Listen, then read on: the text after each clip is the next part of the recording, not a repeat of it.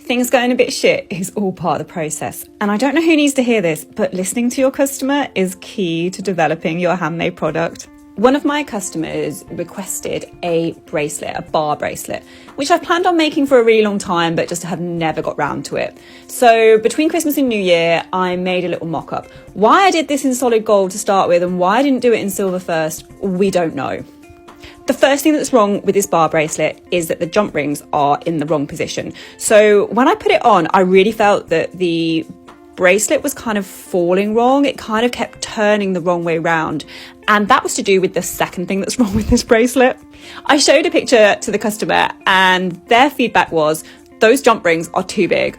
And I totally agree with them. You can see that when I take them off and add on the new jump rings, there is a huge difference to this bracelet.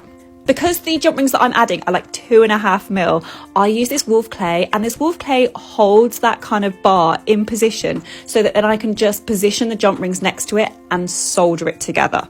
Soldering on a tiny weeny little jump ring onto a much thicker bar has a greater risk of that jump ring melting. And this is because you really need to heat that bar up in the middle first before you heat the jump ring, and then heat the whole piece together to ensure that the solder melts and flows. The difference in this bracelet now is like night and day. I had no idea what I was thinking putting such big jump rings on. I think I just did it automatically because those are the size jump rings that I usually use for all my necklaces. But most of my necklaces actually have round kind of circles or discs, so they fit in really well. On a different note, doesn't everybody make handmade jewellery with a unicorn scrunchie on? It's only when I watch this footage back that I actually saw how ridiculous that looks. Either way, it's really important to tie your hair back and wear safety goggles, so well done to me.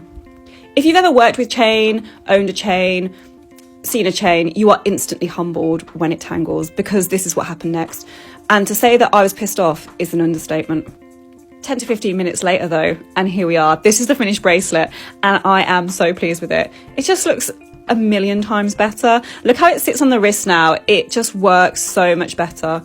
And I'm pleased to say, when I sent the photo to the customer, they agreed to. So they purchased it. And I'll be adding this to my website and my Etsy shop soon, as I get round to photographing it properly.